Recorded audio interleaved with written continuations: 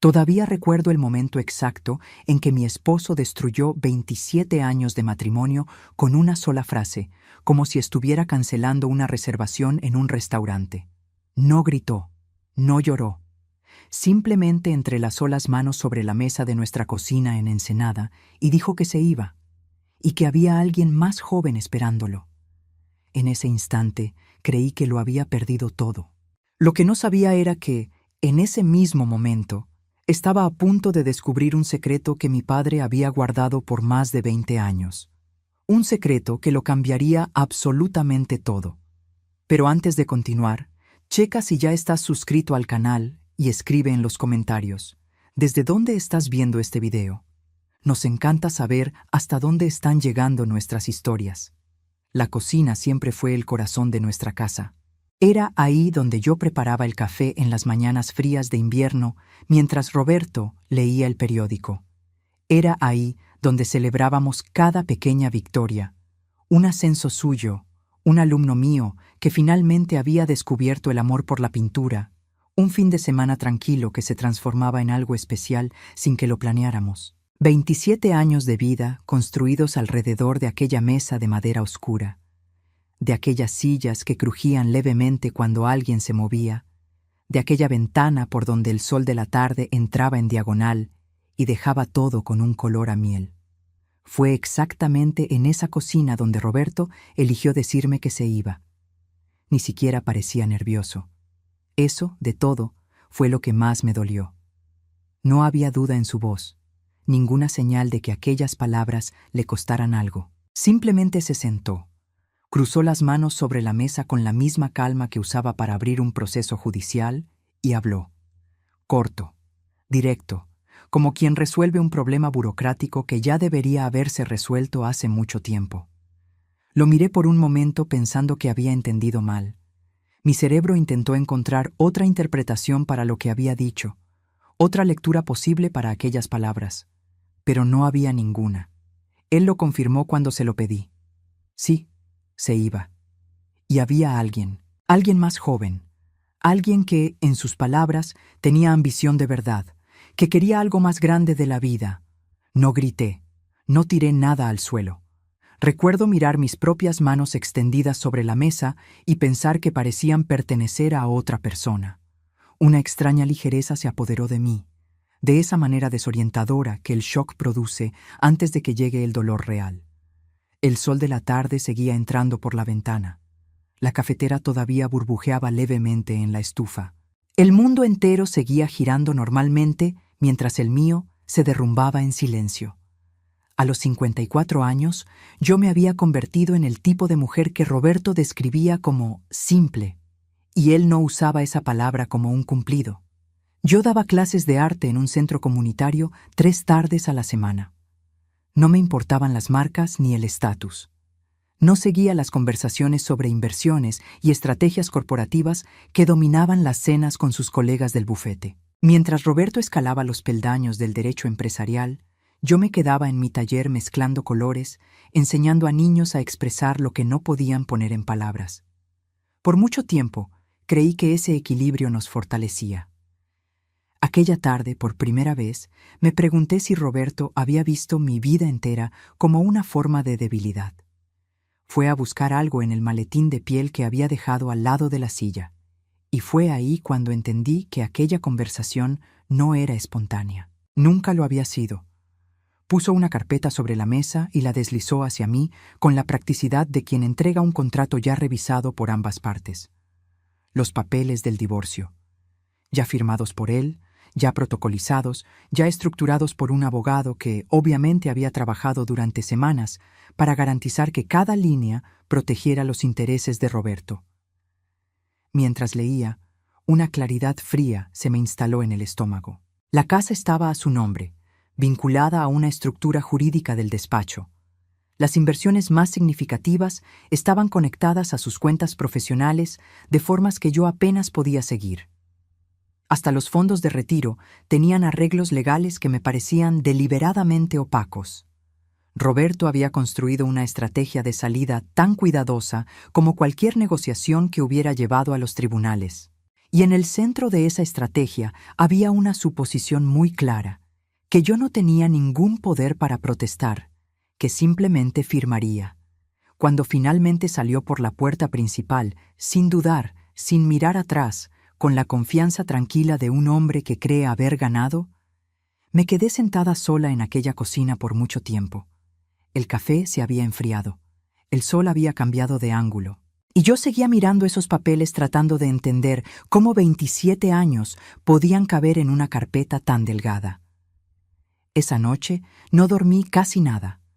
La casa se sentía diferente sin su presencia, no más ligera, como podría haber esperado, solo extraña, vacía de una forma específica, el tipo de vacío que sientes cuando algo que siempre estuvo ahí de repente ya no está, y te das cuenta de que habías dejado de notar cuánto espacio ocupaba. Me levanté como a las 3 de la mañana y fui a la sala. La luz de la luna entraba por los ventanales e iluminaba las fotos en la pared. El viaje a Italia en nuestro 20º aniversario, Roberto con el brazo sobre mis hombros frente al Coliseo, los dos sonriendo de esa manera que solo existe en las fotos viejas. El hombre en esa fotografía parecía completamente diferente al hombre que me había entregado papeles de divorcio unas horas antes. No lloré mirando esa foto. Me quedé solo pensando en cuánto puede cambiar una persona sin que te des cuenta, o en cuánto tal vez nunca cambió. Y fuiste tú quien no prestó suficiente atención.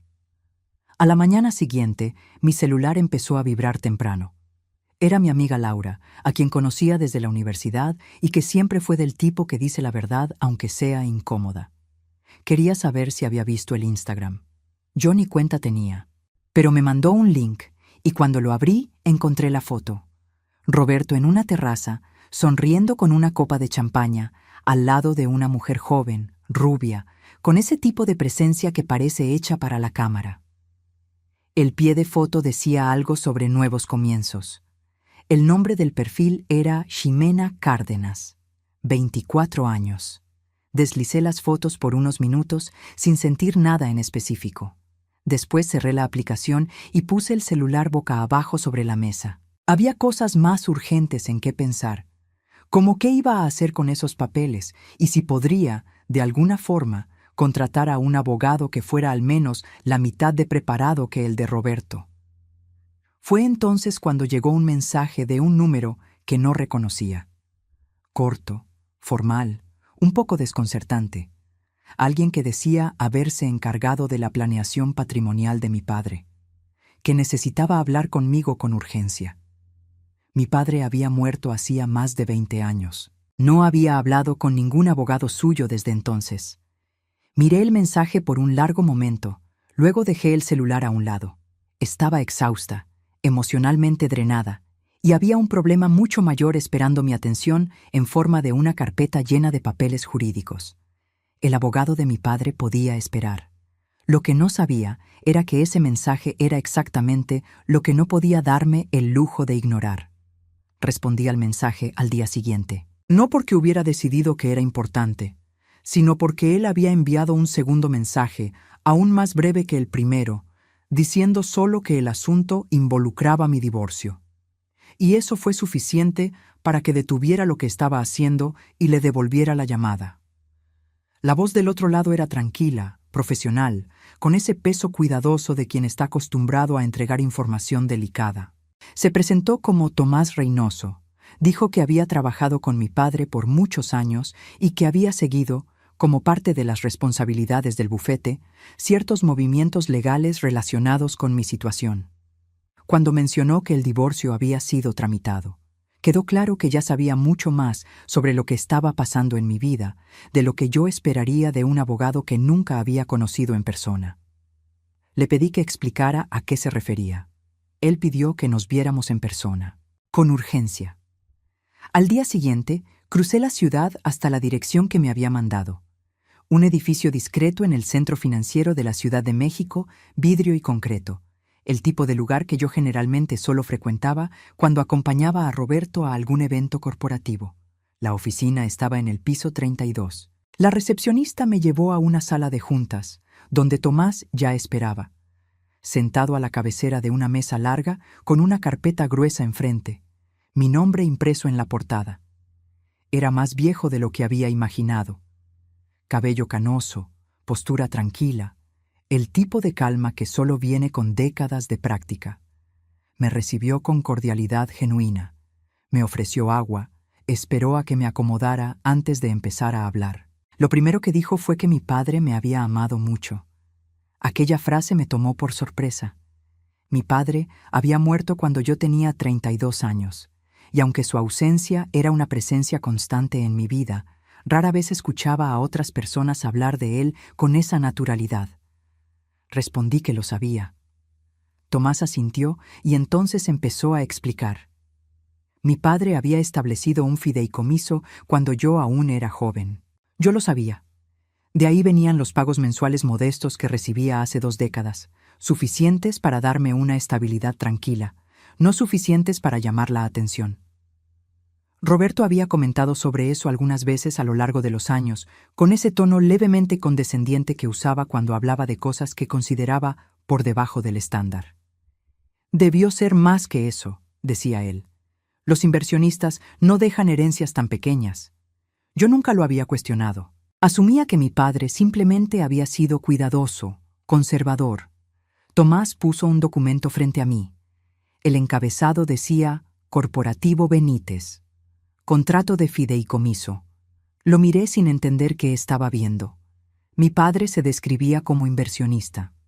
Era lo que siempre supe. Pero Corporativo Benítez no era un portafolio de inversiones modestas. Era una empresa. Una empresa que mi padre había fundado hace más de 40 años y construido en absoluto silencio, adquiriendo participaciones en decenas de negocios a lo largo de las décadas. Tecnología, salud, bienes raíces, mercados internacionales. Mi boca se secó mientras leía. Cuando Tomás llegó a la parte de los números, tuve que leer 2 veces para estar segura de que había entendido correctamente. Después una tercera. Los valores en la página representaban el valor consolidado del portafolio de inversiones de Corporativo Benítez. 2.000 millones de dólares. El número no parecía real. Parecía el tipo de cosa que lees en artículos sobre personas con las que nunca te vas a cruzar en la vida. No el tipo de cosa que aparece en una carpeta con tu nombre en la portada. Le dije a Tomás que debía haber un error. Él dijo que no lo había. Pregunté por qué mi padre no me lo había contado. La respuesta vino con cuidado. Mi padre creía que la riqueza súbita distorsionaba vidas, que él quería que yo viviera normalmente, sin la presión y las complicaciones que las fortunas extremas suelen traer. Aquello sonaba a mi padre. Tenía sentido de la manera específica en que las cosas tienen sentido cuando reconoces a alguien que amaste en las decisiones que esa persona tomó. Pero había más. Tomás me explicó que el fideicomiso había sido estructurado con condiciones de activación. 2 situaciones específicas, definidas en lenguaje jurídico preciso, que me transferirían el control total de Corporativo Benítez. La primera era la muerte de mi esposo. La segunda era el fin legal de mi matrimonio. Me quedé mirándolo por un largo momento sin decir nada. Mi padre había construido un imperio financiero y lo había mantenido fuera de mi alcance mientras yo estuviera casada con Roberto. No porque no confiara en mí, sino porque había algo en el hombre que yo había elegido que hizo que mi padre decidiera, décadas atrás, que era mejor esperar. Había una carta. Tomás la deslizó hacia mí. Un sobre cerrado, con la caligrafía de mi padre al frente. Para María. Si el matrimonio termina. Mis manos temblaron un poco mientras lo abría. La letra era exactamente como la recordaba. Cuidadosa, deliberada, cada palabra en el lugar correcto. Mi padre escribía como pensaba, sin desperdicio, sin adornos. La carta era breve. Pedía disculpas por no poder estar presente. Decía que había vivido lo suficiente para entender que el amor puede ser genuino, pero que el dinero tiene una forma particular de revelar verdades que de otra forma permanecerían ocultas. Escribió que había visto en Roberto a un hombre inteligente y capaz, pero también a alguien que medía el valor de todo, incluyendo el de las personas, a través del éxito y el estatus. Que ese tipo de pensamiento podía ser peligroso dentro de un matrimonio, Y entonces, la frase que se quedó resonando en mi cabeza por días. Escribió que los activos que yo estaba recibiendo no eran lo más valioso que me dejaba. Lo más valioso era mi independencia. Y que un día, la persona correcta entraría en mi vida. Y esa persona me valoraría mucho antes de saber lo que yo valía. Doblé la carta despacio. Tomás me observaba con esa calma paciente. Pregunté qué pasaba ahora. Respondió que el proceso de divorcio necesitaba concluirse y que después de eso, en cuanto el tribunal lo hiciera oficial, el control de Corporativo Benítez se transferiría íntegramente a mí. Salí de la oficina esa tarde con la sensación de que el suelo se había movido bajo mis pies. La ciudad alrededor parecía la misma, el tráfico de la Reforma, la gente en la banqueta, el ruido de la metrópoli. Pero algo fundamental se había alterado. Roberto había salido por la puerta de nuestra casa creyendo que estaba dejando atrás a una mujer sin poder. Había pasado meses construyendo una estrategia jurídica para garantizar que yo no pudiera reclamar nada. No tenía la menor idea de lo que estaba a punto de suceder. Las semanas siguientes transcurrieron en 2 capas simultáneas. En la superficie, el proceso de divorcio seguía su curso burocrático. Los abogados de Roberto enviaban correos formales con plazos y recordatorios. Los documentos iban y venían. Las fechas de las audiencias se marcaban con la frialdad eficiente de los procesos legales que no tienen interés en las emociones. Roberto me llamó una vez en ese periodo. Una llamada corta, con ese tono de quien está gestionando una situación y no conversando con una persona. Quería saber si había contratado abogado. Dijo que sería más sencillo si no lo hiciera. La suposición detrás de la pregunta era tan clara que casi me hizo reír. En la otra capa, invisible para Roberto, yo estaba empezando a entender lo que mi padre había construido. Tomás me presentó a Daniel Brooks, quien había gestionado Corporativo Benítez desde la muerte de mi padre. Era un hombre como de 50 años, con esa postura tranquila de quien toma decisiones importantes todos los días sin necesidad de anunciarlo a nadie. Me recibió con una cordialidad genuina, sin la condescendencia velada que yo había aprendido a reconocer a lo largo de los años en los círculos de Roberto. Dijo que me había esperado por mucho tiempo, que había trabajado para mi padre al final de su vida y que sabía, desde siempre, que este día llegaría. La primera reunión que tuve con el equipo ejecutivo de la empresa fue desconcertante de una forma específica. No porque las personas fueran hostiles, eran profesionales cuidadosos que claramente sabían lo que hacían, sino porque yo estaba sentada a la cabecera de una mesa de juntas de una empresa de $2.000 millones, sin haber gestionado nunca nada más complejo que el presupuesto del taller de arte comunitario. Hice lo que siempre hago cuando no sé algo. Hice preguntas. Daniel me explicó el portafolio con paciencia. Startups de tecnología, empresas de investigación médica, inmuebles comerciales, participaciones en manufactura internacional. Cada inversión había sido elegida con criterios que iban más allá del retorno financiero. Mi padre había buscado consistentemente proyectos que tuvieran un impacto real en la vida de las personas. Daniel contó que él solía decir que dinero sin dirección es solo ruido, que la diferencia entre riqueza y legado estaba en la intención. Aquello sonaba exactamente a mi padre. En medio de todo esto, Roberto seguía intentando entender el terreno. Su abogado había enviado una correspondencia formal sugiriendo que la estructura del fideicomiso podría ser cuestionada jurídicamente, que los activos acumulados durante el periodo del matrimonio podrían, bajo ciertas interpretaciones, ser considerados patrimonio conyugal.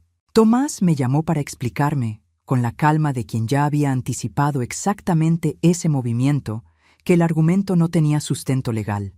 El fideicomiso había sido constituido antes del matrimonio.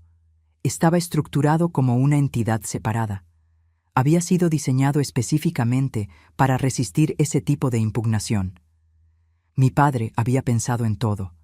Había pasado la vida entera creyendo que él era solo un inversionista cuidadoso y un poco misterioso. Fui entendiendo, poco a poco, que era en realidad una de las personas más estratégicamente inteligentes que había conocido, y que mucho de esa inteligencia había sido dedicada, silenciosamente, a protegerme. Una tarde, Daniel me llevó a una de las instalaciones de investigación que la empresa financiaba. Era un centro de tecnología médica a las afueras de Monterrey, trabajando en el desarrollo de métodos de detección temprana para enfermedades neurológicas. Mientras caminaba por los pasillos observando a los investigadores concentrados en sus equipos, sentí algo que no esperaba sentir en ese periodo caótico de mi vida. Propósito. No el tipo pequeño y cotidiano de propósito que encontraba enseñando a niños a mezclar colores, aunque ese también fuera real y valioso.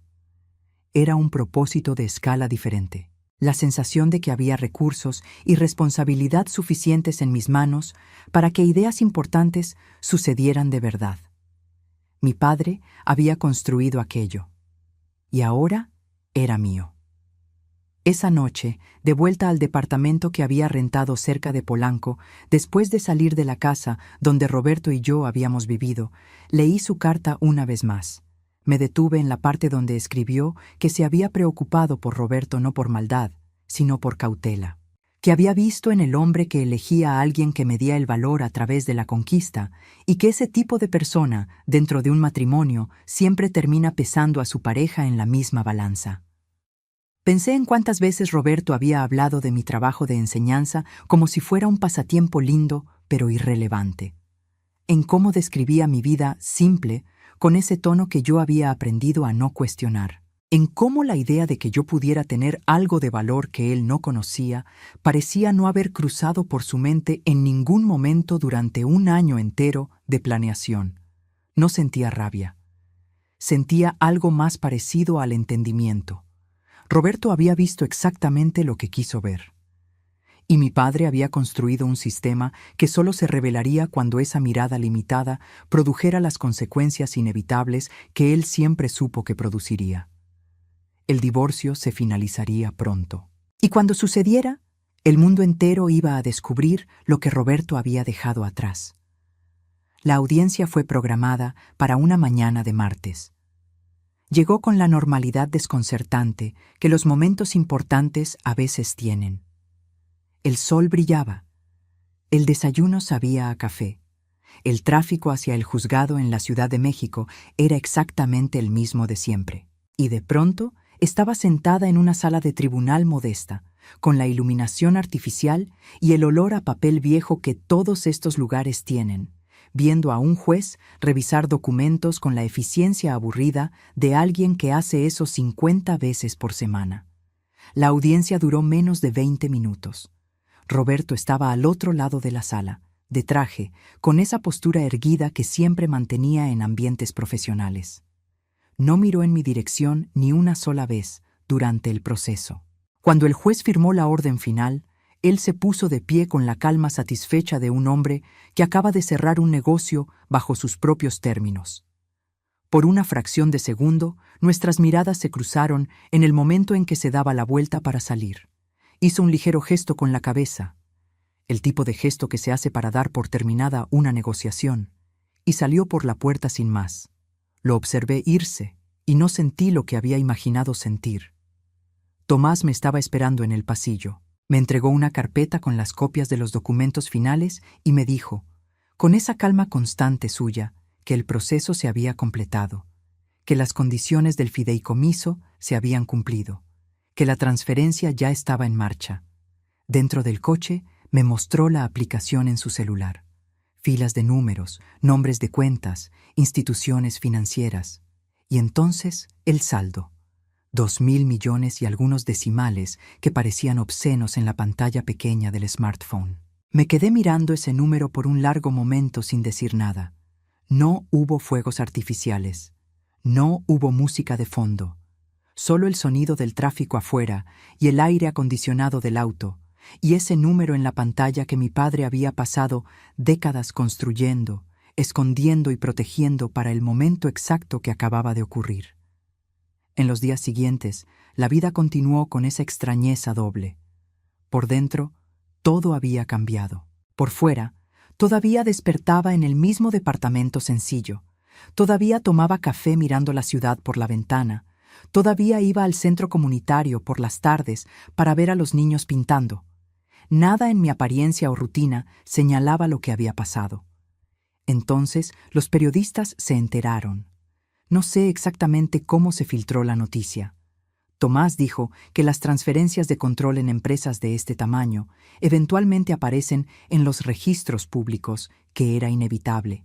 El hecho es que una mañana de jueves, unos días después de la audiencia, mi teléfono empezó a vibrar sin parar. Mensajes de personas de las que no sabía hace años. Notificaciones de aplicaciones que apenas usaba. Laura llamando con esa voz de quien acaba de ver algo que apenas puede creer. El titular estaba en varios medios financieros. Corporativo Benítez, empresa de inversiones fundada por Eduardo Benítez, confirma cambio de liderazgo. La nueva accionista controladora es María Johnson, ex profesora de artes, divorciada recientemente del abogado corporativo Roberto Johnson. El fideicomiso, descrito por los periodistas como una de las estructuras patrimoniales más discretas de las últimas décadas, había sido activado por la disolución del matrimonio. Me senté en la orilla de la cama leyendo los artículos en silencio. Laura me llamó diciendo que estaba en todas partes, medios financieros, blogs de negocios, hasta algunos sitios de chismes que habían transformado la historia en un tipo diferente de narrativa. La multimillonaria sorpresa, la esposa que el marido dejó atrás, el divorcio que costó una fortuna. Me quedé mirando por la ventana un rato. La ciudad estaba ahí, indiferente como siempre, el ritmo de la capital siguiendo con esa consistencia que no cambia independientemente de lo que pase en la vida de las personas.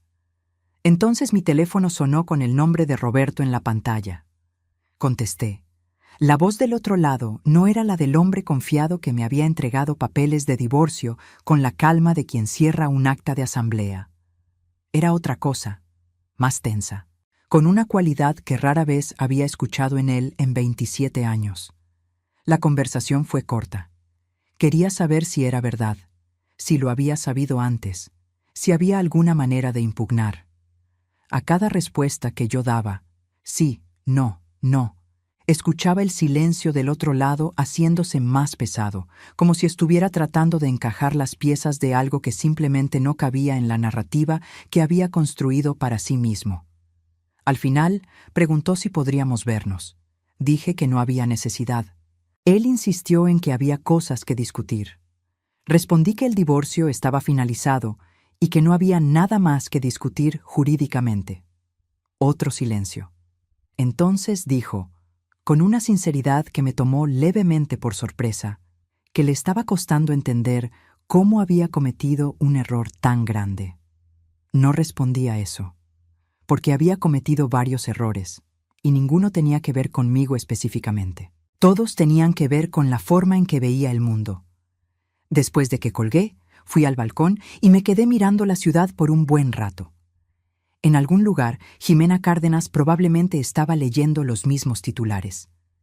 El hombre que había elegido como su nuevo comienzo se acababa de hacer famoso por el motivo equivocado. El abogado que se divorció de la multimillonaria 2 semanas antes de que se activara el fideicomiso. No sentí satisfacción con eso. Sentía algo más cercano a una tristeza silenciosa por la pérdida de tiempo. El tiempo que yo había invertido, que Roberto había desperdiciado, que las circunstancias habían consumido de formas que ninguno de nosotros había elegido conscientemente.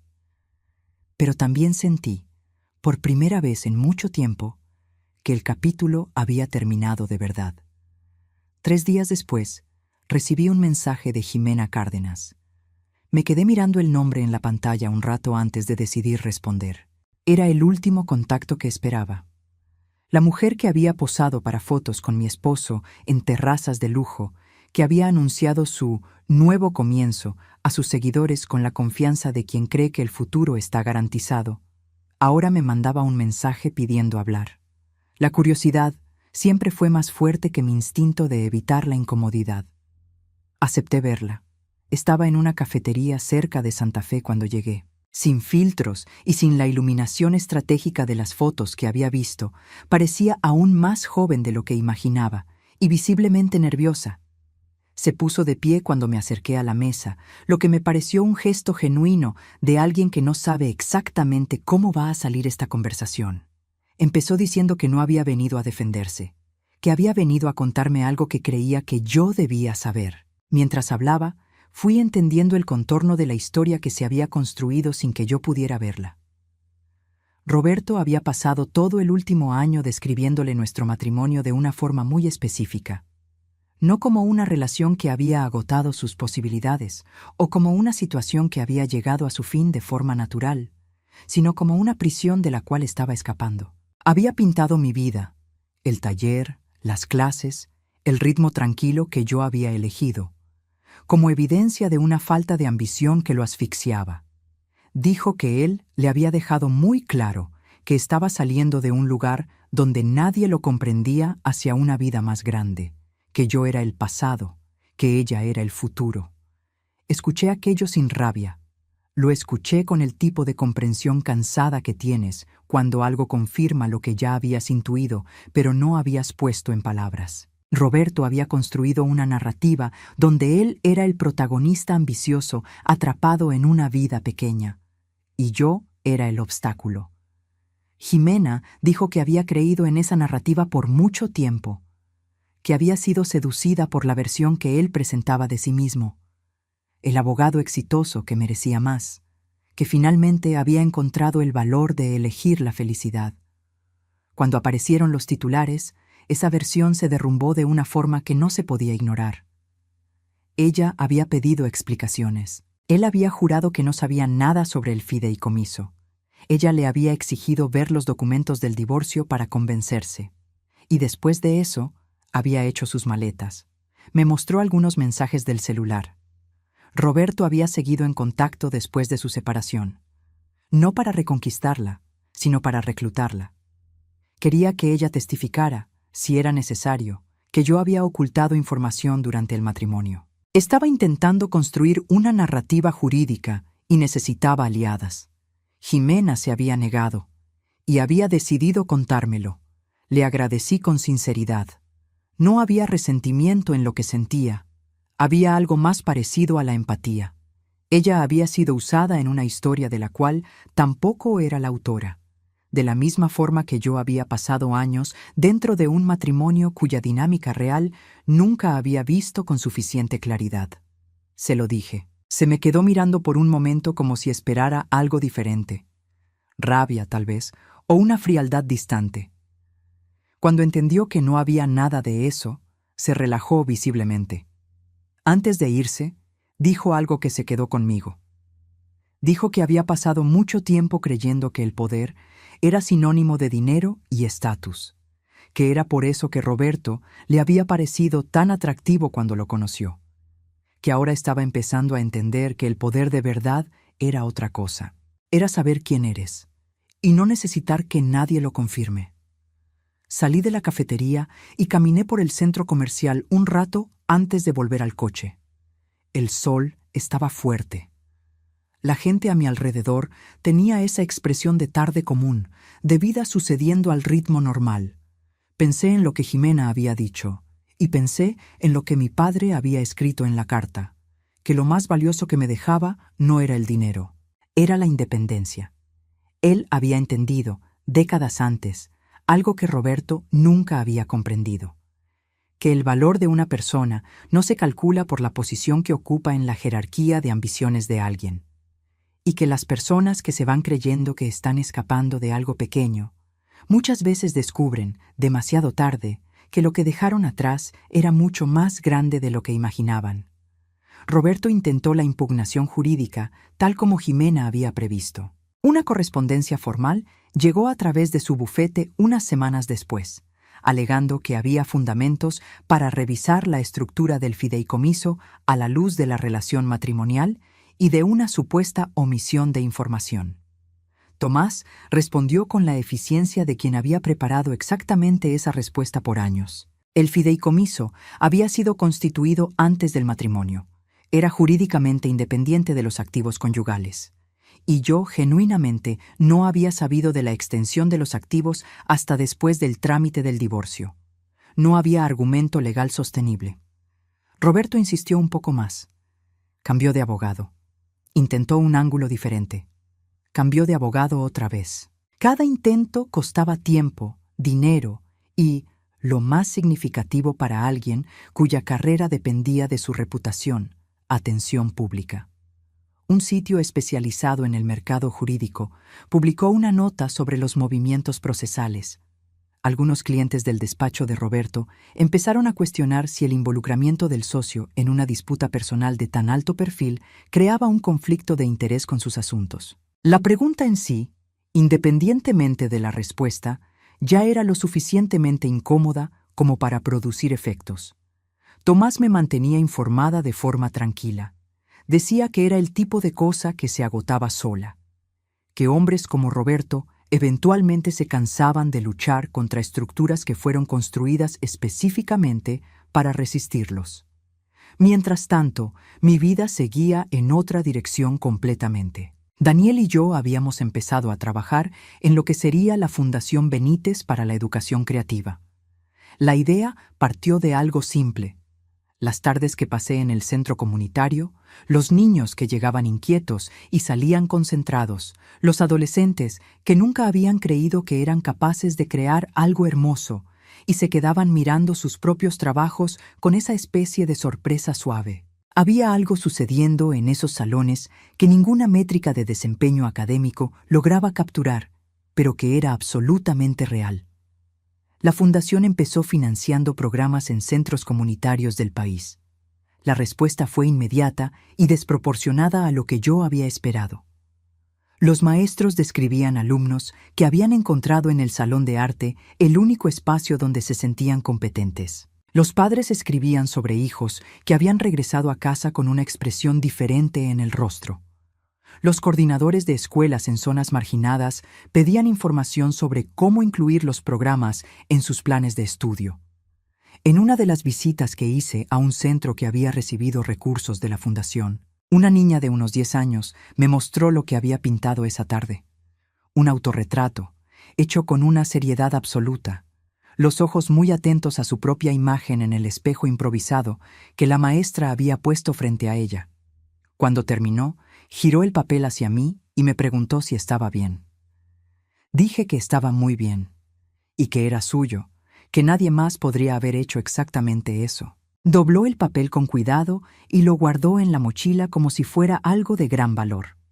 Salí de ahí pensando que mi padre había entendido esa lógica de una forma que yo apenas estaba aprendiendo.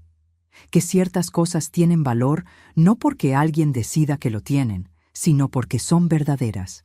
Un niño que descubre que es capaz de crear, carga con eso. Un adulto que aprende que su valor no depende de la opinión de alguien, también carga con eso. La reunión de equipo de la semana siguiente fue sobre expansión. Daniel presentó números sobre el impacto de los programas, proyecciones de crecimiento, oportunidades de alianza con universidades e institutos de investigación educativa. Yo escuché, hice preguntas, tomé notas. Al final, cuando los demás salieron, él se quedó un momento más en la sala. Dijo que había algo que quería contarme, que cuando mi padre estaba en sus últimos años de vida, había hablado de mí con frecuencia, que había dicho que yo era la persona que mejor entendía lo que él llamaba valor real, la diferencia entre lo que las cosas cuestan y lo que las cosas valen. Me quedé en silencio por un momento. Entonces pregunté si él creía que mi padre había previsto todo esto. El matrimonio, el divorcio, la forma en que la situación se había desarrollado. Daniel pensó antes de responder. Dijo que no creía que mi padre hubiera previsto los detalles, pero que había entendido la dinámica, que había comprendido el tipo de persona que era Roberto y el tipo de persona que era yo, y que en algún momento las dos cosas se volverían incompatibles de una forma que solo la realidad podría revelar. Y había construido un sistema para garantizar que, cuando eso sucediera, yo estuviera de pie. Vi a Roberto por última vez en un supermercado. Era un sábado por la mañana, unas semanas después de que sus últimos intentos jurídicos finalmente se hubieran agotado. Yo estaba en el pasillo de los lácteos cuando escuché mi nombre y me di la vuelta para encontrarlo ahí, de jeans y camisa sencilla, con una canasta de compras en el brazo, sin el traje, sin la postura de tribunal, con esas sombras ligeras bajo los ojos que había aprendido a reconocer como la señal de que había dormido mal. Nos quedamos mirando por un momento con esa extrañeza que existe entre personas que compartieron mucho y ahora no comparten nada. Me preguntó cómo estaba. Respondí que bien, que estaba ocupada. Dijo que había visto los artículos sobre la fundación, sobre los programas de arte, sobre la alianza con institutos de investigación educativa. Dijo que parecía algo que a mi padre le habría gustado. Asentí. Dije que era exactamente lo que era. Hubo un silencio que ninguno de los dos intentó llenar rápidamente. Entonces dijo que había dejado de intentar impugnar el fideicomiso, que el abogado le había explicado por tercera vez que no había ningún camino legal posible y que esta vez finalmente había escuchado. Lo dijo sin amargura, con esa especie de resignación tranquila que aparece cuando alguien termina de luchar contra algo que nunca pudo ganar. Le pregunté, sin hostilidad, qué había aprendido de todo aquello. Se quedó en silencio un momento. Después dijo que había aprendido que se pasó la vida midiendo todo con la misma vara. Éxito, estatus, potencial, y que esa vara era mucho más limitada de lo que él había creído. Que me había mirado a través de esa vara durante años y había visto lo que la vara podía medir, y había concluido que eso era todo lo que había para ver. Dijo que estaba equivocado. No lo dijo como un intento de reconciliación, lo dijo como una conclusión, y había una diferencia clara en las dos cosas, una diferencia que yo reconocía. Respondí que le creía, y que esperaba que la siguiente parte de su vida fuera más honesta que la anterior, más honesta con las personas a su alrededor, pero principalmente más honesta consigo mismo. Él asintió, dijo que esperaba lo mismo. Entonces añadió, con una sonrisa cansada que era diferente a cualquier sonrisa que le hubiera visto en décadas, más humana, de alguna forma, que lo peor de todo era que, si todavía estuviéramos casados, todo el mundo pensaría que él era un genio. Me reí. No pude evitar reír. La ironía era genuinamente buena. Nos despedimos ahí mismo, en el pasillo de los lácteos, con la naturalidad discreta de dos personas que siguen en direcciones opuestas y lo saben, sin drama, sin resentimiento, solo el reconocimiento tranquilo de que ese capítulo estaba, de hecho, completo. Salí del supermercado y me quedé un momento parada en el estacionamiento antes de subir al coche. Pensé en lo que Tomás me había dicho cerca del principio de todo esto, que mi padre había sido un observador extraordinario de personas, que en el mundo de los negocios esa habilidad había construido un imperio, y en el mundo personal me había protegido de formas que apenas empezaba a entender por completo. Pensé en la carta, en la frase sobre la persona correcta que vendría, que me valoraría antes de saber lo que yo valía. Había pensado durante mucho tiempo que aquello era sobre amor romántico, pero estaba aprendiendo que era sobre algo anterior a eso. Era sobre la relación que yo misma tenía con mi propio valor. Aprender a habitarlo sin necesitar que nadie externo lo confirmara. Por toda mi vida adulta, había aceptado una versión disminuida de mí misma porque era más fácil que cuestionar la narrativa de alguien a quien amaba. Lo había llamado equilibrio, generosidad, amor, y había sido, en parte, esas cosas. Pero también había sido una forma de ceder un espacio que me pertenecía. Mi padre me había guardado un regalo por décadas, pero el regalo más grande no era la empresa. Era el momento en que tuve que decidir qué hacer con ella, y descubrí que sabía. 6 meses después del divorcio, la Fundación Benítez se había expandido a otros estados. La instalación de investigación neurológica había publicado resultados preliminares prometedores. El equipo de la empresa trabajaba con la estabilidad de quien tiene una dirección clara. Y yo todavía enseñaba arte los martes y jueves en el centro comunitario, porque algunas cosas no las abandonas solo porque el contexto cambió. La directora me dijo que los niños habían decidido ponerle mi nombre al nuevo salón de artes. Cuando me lo contó, tuve que contener algo por dentro para no demostrar cuánto me afectó aquello. Más que cualquier titular. más que cualquier número en una pantalla, porque al final, lo que queda no es el tamaño de lo que acumulaste, es la calidad de lo que construiste. Y mi padre me había dejado las condiciones para construir, pero la construcción, esa parte, era mía. Roberto había salido por la puerta de nuestra cocina, creyendo que dejaba atrás a una mujer sin poder. Había planeado cada detalle para garantizar que ella no pudiera reclamar nada. Había elegido a alguien más joven, más brillante, más ambiciosa, o eso es lo que él había creído. Lo que no había calculado era simple, que el poder de verdad no aparece en las declaraciones de impuestos ni en los títulos corporativos. Aparece en el momento en que entiendes quién eres, independientemente de lo que cualquier otra persona decidió que valías. Mi padre entendió eso. Llevó 20 años, pero la lección llegó. Y llegó exactamente en el momento justo. Ahora, si te gustó esta historia, dale clic a suscribirse y dime en los comentarios qué parte te dejó con el ojo cuadrado. Ah, y no olvides hacerte miembro para tener acceso a videos exclusivos que no subo aquí. Te espero allá.